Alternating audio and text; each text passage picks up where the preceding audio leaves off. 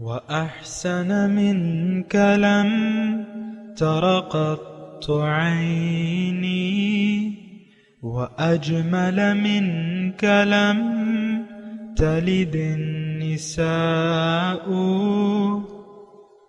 خلقت مبرأ من كل عيب خلقت مبرأ من كل عيب كأنك قد خلقت كما تشاء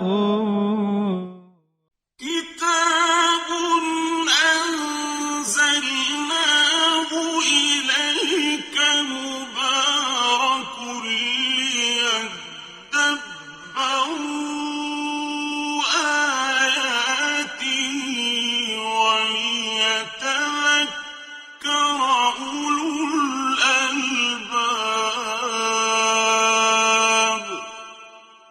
یہ کتاب برکت والی ہے جسے ہم نے آپ کی طرف نازل فرمایا ہے تاکہ دانش مند لوگ اس کی آیتوں میں غور و فکر کریں اور نصیحت حاصل کریں۔ اللہم صلی علی سیدنا محمد وعلی آل سیدنا محمد بعدد کل ذرۃ مئۃ الف الف مرۃ۔ سامعین و ناظرین کرام، السلام علیکم ورحمۃ اللہ وبرکاتہ۔ سامعین کرام، سورہ الحدید آیت نمبر 5 سے 6۔ آج کا موضوع زندگی میں کامیابی کا واحد راز۔ اس کے ساتھ آج کے سبق کا آغاز کرتے ہیں۔ سب سے پہلے گزشتہ سبق کا اعادہ ہوگا۔ لَهُ مُلْكُ السَّمَاوَاتِ وَالْأَرْضِ يُحْيِي وَيُمِيتُ وَهُوَ عَلَى كُلِّ شَيْءٍ قَدِيرٌ۔ اسی کے لیے آسمانوں اور زمین کی بادشاہت ہے، وہی جلاتا اور مارتا ہے اور وہ ہر چیز پر بڑا قادر ہے۔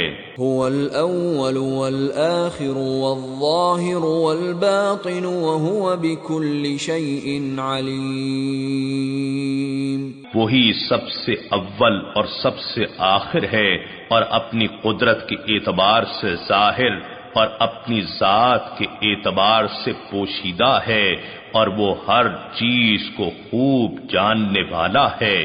هو الذي خلق السماوات والأرض في 6 أيام ثم استوى على العرش يعلم ما يلج في الأرض وما يخرج منها وما ينزل من السماء وما يعرج فيها وهو معكم أينما كنتم واللہ بما تعملون بصیر۔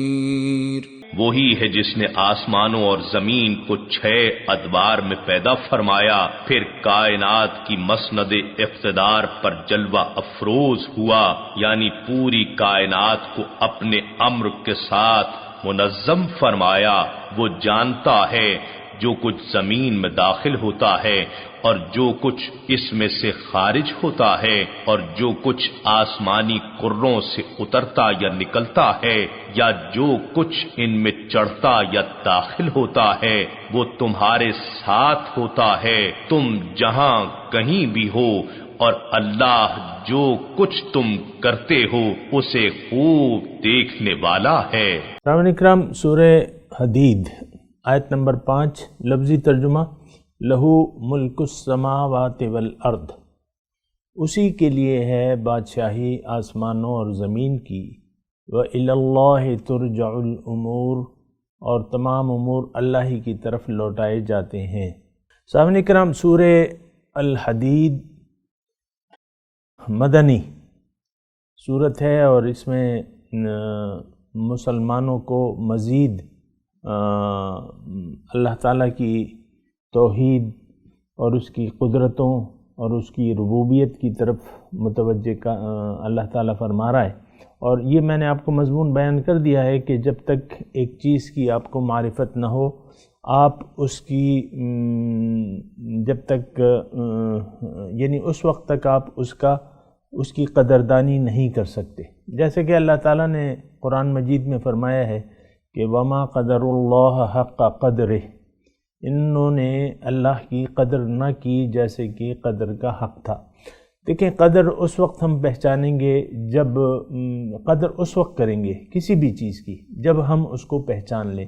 یہ ایک سامعین کرام یعنی بہت معمول کے مطابق جملہ ہے، اور ایسا جملہ ہے کہ اس کی حقیقت کو ہر ایک کوئی جانتا ہے۔ دنیا میں بھی ہر چیز کی آپ کی نظر میں الگ الگ قدریں ہوتی ہیں، اور اس کے مطابق جو ہے وہ آپ سلوک کرتے ہیں۔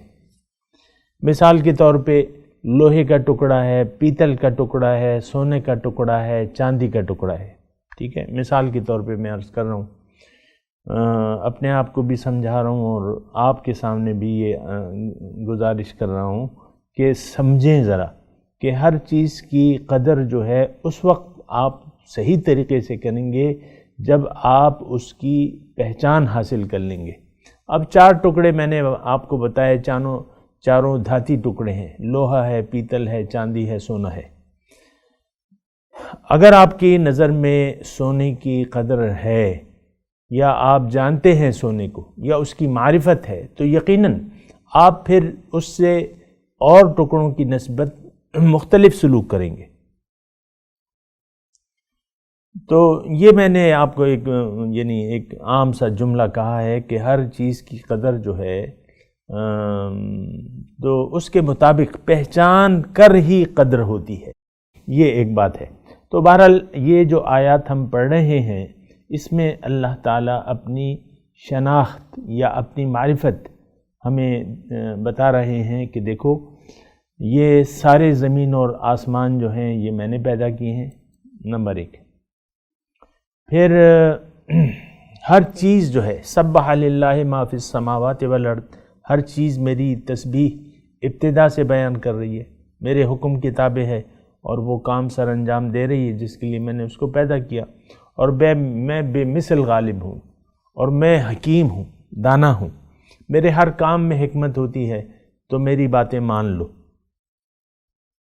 لہو ملک السماوات والارض، اور میرے اسی کے لیے ہے بادشاہی آسمانوں اور زمین کی۔ اور یہ جملہ جو ہے یہ آج بھی آ رہا ہے سامعین کرام، وہ یحیی و یمیت، میں ہی زندہ کرتا ہوں، میں ہی مارتا ہوں، اور میں ہر چیز پر قادر ہوں، سب سے اول، سب سے آخر، اور ظاہر بھی میں ہوں، باطن بھی میں ہوں، اور ہر چیز کے متعلق جانتا ہوں۔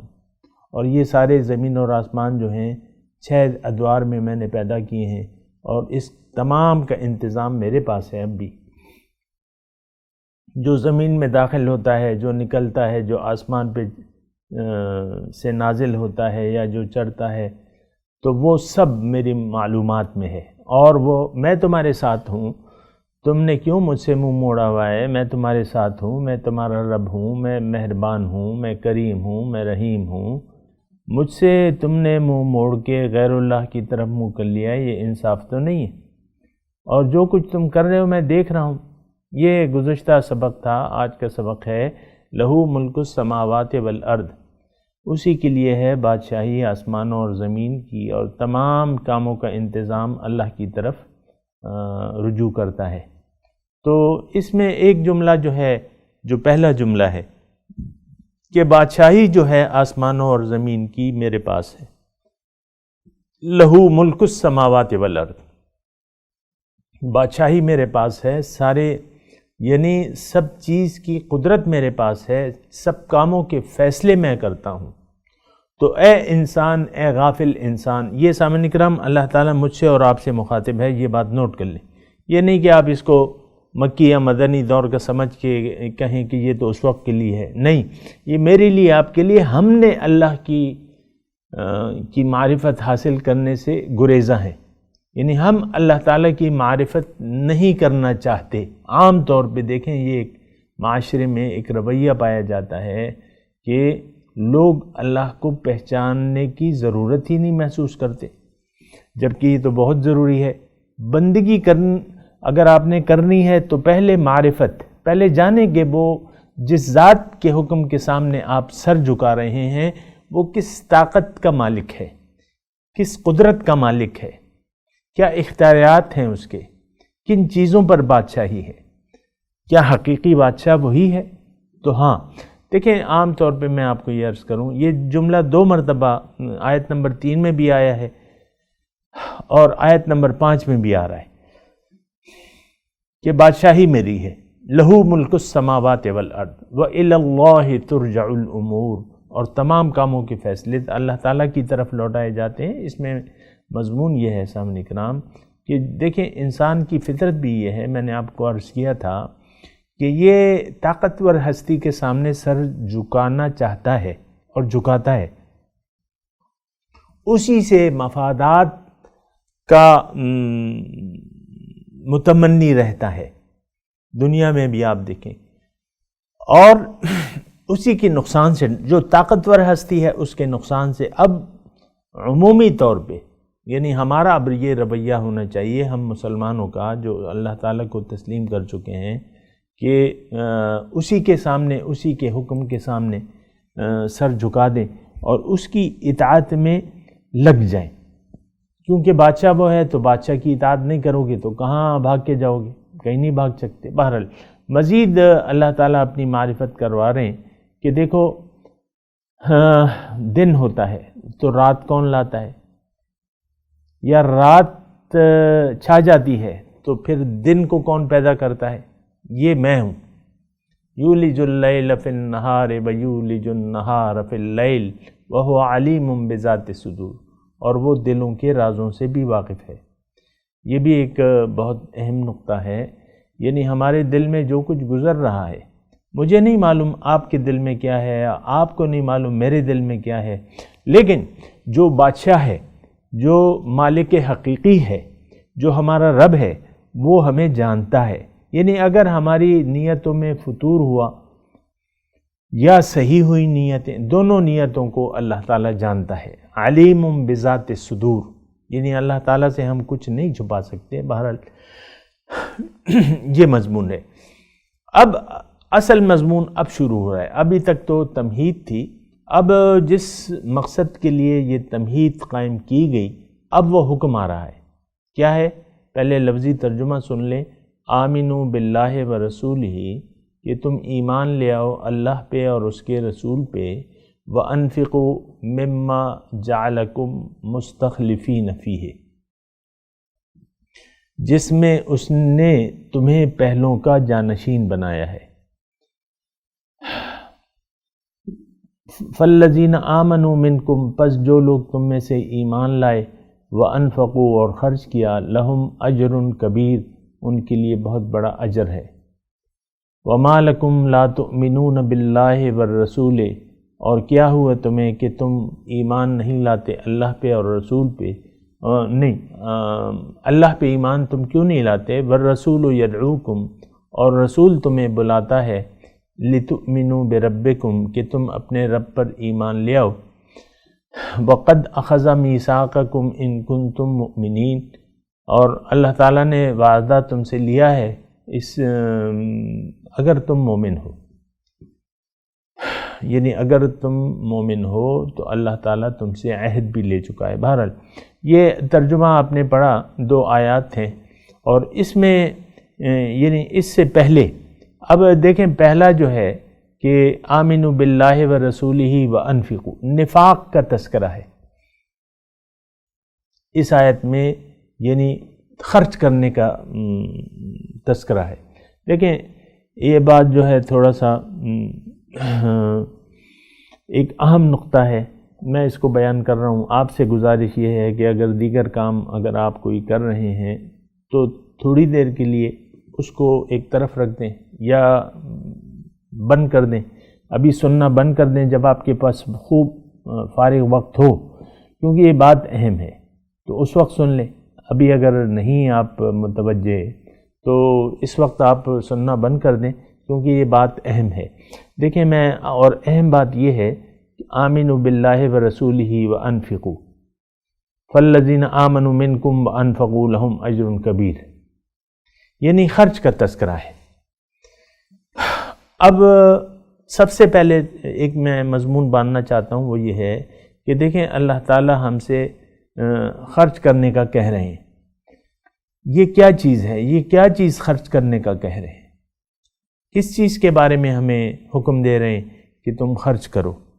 اور بہرحال اس کی بھی میں تفصیل بیان کروں گا، لیکن پہلے میں آپ کو ایک مضمون بیان کر دوں، اور وہ مضمون یہ ہے کہ اللہ تعالیٰ نے انسان کو پیدا کیا ہے، اس کائنات کو پیدا کیا ہے انسان کے لیے، اور انسان کو اللہ تعالیٰ نے اپنے لیے پیدا کیا ہے، یعنی اللہ تعالیٰ اسے اپنے تقرب، اپنی ملاقات اور دیدار سے نوازنا چاہتا ہے۔ اب اس کے لیے طریقہ کار کیا ہے؟ اللہ تعالیٰ نے اس کے لیے ایک خاص طریقہ مقرر کر دیا ہے کہ تمہیں جو اختیار میں نے دیا ہے وہ اختیار تم خود نہ استعمال کرو، یعنی تمہیں زندگی گزارنے کا میں نے اختیار دیا ہے، پھر مختلف نعمتیں میں دوں گا۔ مثال کے طور پہ میں تمہیں مال دوں گا، جان دوں گا، میں تمہیں اولاد دوں گا، تمہارا گھر ہوگا، سب کچھ ہوگا، یہ میں تمہیں دوں گا، لیکن تم نے اس میں اپنی مرضی نہیں کرنی۔ اس کو میری مرضی کے مطابق استعمال اگر تم نے کیا، ارادہ کر لیا اور پھر کیا بھی، تو تم بس بامراد ہو جاؤ گے، تم اپنے معراج تک پہنچ جاؤ گے، تم کامیاب ہو جاؤ گے، تم جنتی ہو۔ آپ سن رہے ہیں نا میری بات؟ اگر دوبارہ میں کہتا ہوں، اے انسان، تمہیں میں نے اپنے لیے پیدا کیا ہے، تمہارے ساتھ ایک نفسانی خواہشات کی قوت بھی ہے، نفس بھی ہے، تمہارے پاس شیطان بھی ہے، تمہارے پاس معاشرہ بھی ہے جو تمہیں اپنی طرف کھینچ رہا ہے اور تمہیں نظر بھی آ رہا ہے، لیکن میں جو کہ ظاہر بھی ہوں، باطن بھی ہوں، اور دوسری جو ہے یعنی وہ ظاہر والباطن،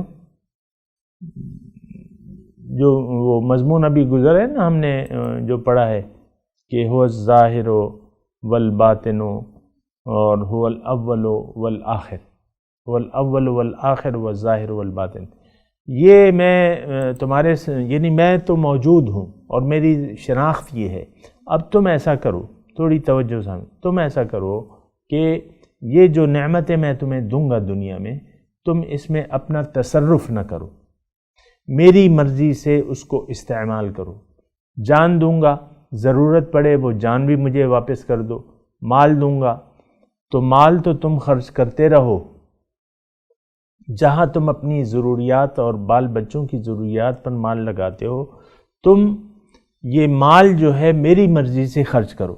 مختصر میں آپ کال پہ یعنی مال، جان، اولاد، یہ ساری چیزیں جو ہیں یہ تم میری مرضی سے اس کو استعمال کرو، میرے حکم کے مطابق، میرے بتائے ہوئے طریقے کے مطابق۔ اگر تم ایسا کرو گے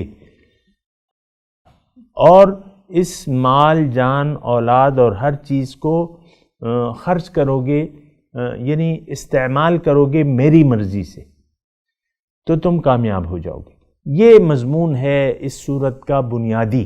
سامنے کرام، یہ تمہید جو ہے اگر آپ یاد رکھ لیں، اور اس تمام صورت میں آپ کی یہ مضمون کام آئے گا، اور یعنی ہر روز ہر وقت تو میں یہ آپ کو تفصیل نہیں بیان کر سکتا نا، اسی لیے میں نے آپ کو متوجہ کیا کہ یہ مضمون سن لے۔ دوبارہ اختصار سے میں یہ مضمون کہہ رہا ہوں، اس کو آپ یاد رکھیں کہ اللہ تعالیٰ نے کائنات کو ہمارے لیے پیدا کیا ہے، ہمیں اپنے لیے پیدا کیا۔ اب ہم نے کرنا کیا ہے؟ ہماری کامیابی کا راستہ کیا ہے؟ ہماری معراج کس بات میں ہے؟ ہم کس طریقے سے اپنی منزل تک پہنچیں گے؟ اللہ تعالیٰ ہمیں یہ فرما رہے ہیں کہ دیکھو، جو تمہیں میں نے مالک بنایا ہے، یعنی تمہیں میں نے جانشین بنایا ہے، یہ میں آپ کو تفسیر کر رہا ہوں کہ وَأَنفِقُوا مِمَّا جَعَلَكُمْ مُسْتَخْلَفِينَ فِيهِ، خرچ کرو۔ اب یہاں دیکھیں، آپ کے ذہن سے بھی میں یہ نکالتا ہوں کہ صرف پیسہ نہیں ہے، انسان کے پاس جو ہے صرف پیسہ نہیں ہے۔ اب یہ نہیں کہ آپ پیسہ خرچ کر دیں، پھر جان کی قربانی کا وقت ہے تو پھر آپ اس سے گریز کریں، یا اور اللہ تعالیٰ کی راہ میں جو بھی ضرورت ہو آپ کی، یعنی جس میں آپ کو اس نے جانشین بنایا ہے۔ جانشین کا مطلب یہ ہوتا ہے کہ ایک یعنی آپ یہ فرض کر لیں کہ آپ کے پاس مال ہے، کچھ مال ہے، وہ آپ کو ملا ہے باپ کی وراثت سے، آپ مزید کماتے رہے، پھر آپ نے مال جمع کر لیا، اب وہ آپ کا نہیں، آپ یعنی اب اولاد جو ہے آپ کی اس کی جانشین ہوگی، آپ کی جانشین جو ہے وہ آپ کی اولاد ہوگی، اور آپ کی اولاد بھی اس کی مالک نہیں ہے، ان کے بعد جو آئیں گے وہ جانشین ہیں۔ دیکھیں اس میں زیادہ میں آپ کو الجھا نہیں رہا، میں آپ کو آسان بات کہہ رہا ہوں، اللہ تعالیٰ نے جو بھی ہمیں دیا ہے وہ ہمارا نہیں ہے، ہم اس میں نائب کے طور پہ کام کر رہے ہیں۔ یہ اللہ تعالیٰ نے ہمیں جان دی ہے، وہ بھی اللہ کی ہے، مال دیا ہے وہ بھی اللہ کا ہے، یہ سونا چاندی سب کچھ یہ کس کا ہے؟ یہ بھی اللہ کا ہے۔ پھر اولاد دی ہے وہ کس نے پیدا کی ہے، وہ کس نے عطا کی ہے، وہ بھی، پھر جو کچھ بھی ہمارے پاس ہے، یعنی جو قوت بھی ہمارے پاس ہے، ہم نے اس میں اپنا تصرف نہیں کرنا، بلکہ مالک کے آقا کے حکم سے اس میں تصرف کرنا ہے۔ یہ اگر میں ایک تھوڑی سی مثال آپ کو اور دے دوں، مثال کے طور پہ آپ کا ایک پڑوسی ہے، اس کے پاس کوئی زیورات ہیں 20 25 30 تولے کے، اس میں لاکٹ ہیں، انگوٹھیاں ہیں یا جو بھی ہے، وہ ایک مختلف ڈبوں میں یہ نہیں کہتا کہ وہ ایک انہوں نے ایک یعنی بے ترتیبی سے نہیں، ترتیب میں ہے، ایک ڈبے میں جو ہے لاکٹ ہیں، دوسرے میں انگوٹھیاں ہیں، اور دوسرے میں اور مزید کچھ زیورات ہیں، وہ 4-5 ڈبے آپ کو دے جاتے ہیں، اور ساتھ میں آپ کو 5 لاکھ روپے بھی دے جاتے ہیں کہ بھئی یہ 5 لاکھ روپے تم رکھ لو اور یہ تمہارے پاس امانت ہے، اور ہم 4 سال کے لیے جا رہے ہیں امریکہ، مطلب پاکستان میں ہیں، وہ کہتے ہیں ہم 4 سال کے لیے امریکہ جا رہے ہیں، وہاں ہمارے بچے ہیں، ہم ان کے پاس رہیں گے، واپس آئیں گے تو تم سے یہ لے لیں گے۔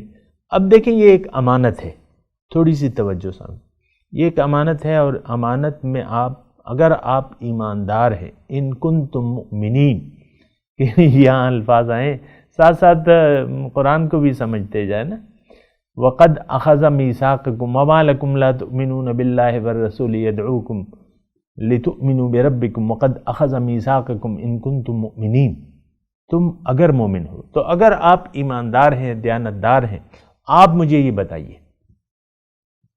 کہ کیا بوقت ضرورت اس امانت میں آپ خیانت کریں گے؟ نہیں کرنی چاہیے، وہ تو امانت ہے، آپ کو اختیار بھی نہیں دیا ہے، ٹھیک ہے، آپ کو اختیار نہیں ہے، بس وہ امانت ہے، اسے خرچ نہیں کرنا، استعمال نہیں کرنا۔ اچھا، اب ایک دوسری صورت ہے، وہ آپ کے پاس مطلب زیورات نہیں رکھواتے، وہ آپ کے پاس 5 لاکھ روپے رکھوا دیتے ہیں، لیکن وہ کہتے ہیں کہ بھئی اس کو تم نے خرچ کرنا ہے، لیکن میں جس مقصد کے لیے منظوری دوں وہاں تمہیں دینا ہے، یعنی اس میں تمہارا اختیار نہیں ہے۔ یہ 5 لاکھ روپے وہ جاتے ہوئے یہ کہتے ہیں کہ بھئی اس کو تم خرچ تو کر سکتے ہو، لیکن میں تمہیں بتاؤں گا کہ کہاں خرچ کرنا ہے، سبحان اللہ۔ تو اب آپ اس میں یعنی آپ اس میں سے 10 روپے بھی اپنی مرضی سے نہیں خرچ کر سکتے۔ دیکھیں یہ مثال ہے سمجھنے کے لیے، اللہ نے یعنی یہ ایک کامیابی کا راستہ ہے، ایک راز ہے کہ جو امانتیں اللہ تعالیٰ نے دی ہیں وہ اللہ کی مرضی سے ہم نے خرچ کرنی ہے، جان ہے، مال ہے، اولاد ہے، جو بھی ہمارا سٹیٹس ہے، جو بھی ہمارے پاس ہے، مما جعلکم مستخلفین فیہ، جو بھی اللہ تعالیٰ نے اس میں ہمیں جانشین بنایا ہے، تو ظاہر ہے کہ جانشین ہے اللہ تعالیٰ ہی وارث ہے، وَكُنَّا نَحْنُ الْوَارِثِينَ،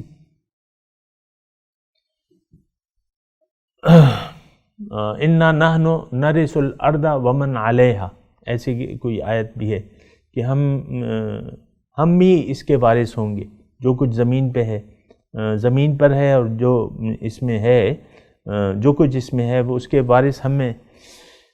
تو دیکھیں کامیابی کا نقطہ آپ نے سمجھ لیا نا، یہ مضمون ابھی طویل آئے گا انشاءاللہ، اس پہ بات کرتے رہیں گے، لیکن ابتدائی طور پہ آج میں نے آپ کو یہ بتایا ہے کہ اللہ تعالیٰ، دیکھیں ہماری ہر چیز کا مالک اللہ ہے، اللہ کی ذات ہے۔ اب یہ تصرف کا اختیار دیا تو ہے، لیکن ساتھ یہ کہہ دیا ہے کہ اگر تم نے کامیابی حاصل کرنی ہے، اپنے مقصود تک پہنچنا ہے، جنت میں اپنی سیٹ پکی کرانی ہے، میری مرضی سے تم اس کو استعمال کرنا، اپنی مرضی نہ چلانا۔ اور جو اپنی مرضی سے چلائے گا، زندگی اپنی مرضی سے گزارے گا، تو وہ سب سے بڑا گمراہ ہے۔ وَمَنْ أَضَلُّ مِمَّنِ اتَّبَعَ هَوَاهُ بِغَيْرِ هُدًى مِّنَ اللَّهِ، سب سے بڑا گمراہ ہے۔ تو یہ خلاصہ ہے اس مضمون کا سامعین کرام۔ اور دیکھیں اسلام بھی یہی ہے۔ اسلام کیا ہے؟ دین اسلام کیا ہے؟ یہ ہدایات ہیں کس چیز کے؟ کہ آپ زندگی کیسے گزاریں گے۔ وہ ہم کہتے ہیں نا قرآن ایک مکمل ضابطۂ حیات ہے، تو اسی طرح قرآن میں اللہ تعالیٰ نے ہمیں اس تصرف کرنے کا طریقہ بتایا ہے۔ کس میں؟ مال و جان میں۔ تجاہدون فی سبیل اللہ باموالکم وانفسکم، اللہ کی راہ میں تم جہاد کرتے ہو اپنے مال و جان سے۔ تو بہرحال یہ ساری باتیں ہیں، اور اگر آپ یعنی اس کو آج کا مضمون آپ نے غور کر لیا، مجھے امید یہ ہے کہ سورت کے باقی مضامین کو سمجھنے میں بھی آپ کے لیے آسانی ہوگی اگر آپ نے یہ یاد رکھا۔ نہیں یاد رکھا تو پھر میں آپ کو یاد دلاتا رہوں گا مختلف مواقع پہ، لیکن آج کا مضمون بڑا اہم ہے۔ تو بہرحال میں ابھی تلاوت کرتا ہوں، میرے ساتھ دہرائیے۔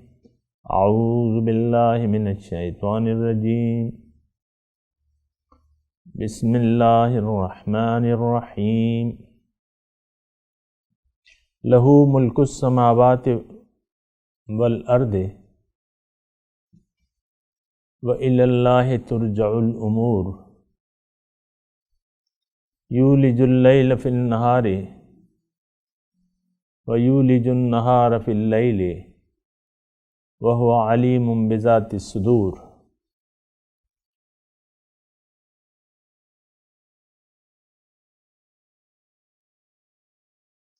اب ان آیات کا ترجمہ سنا دیں۔ لہو ملک السماوات والارض، اسی کے لیے ہے بادشاہی آسمانوں اور زمین کی۔ وَإِلَى اللَّهِ تُرْجَعُ الْأُمُورُ، تمام کاموں کا انجام اللہ تعالیٰ کی طرف لوٹتا ہے۔ یولج اللیل فی النہار، داخل کرتا ہے رات کو دن میں۔ ویولج النہار فی اللیل، اور وہ داخل کرتا ہے دن میں رات کو، دن کو رات میں۔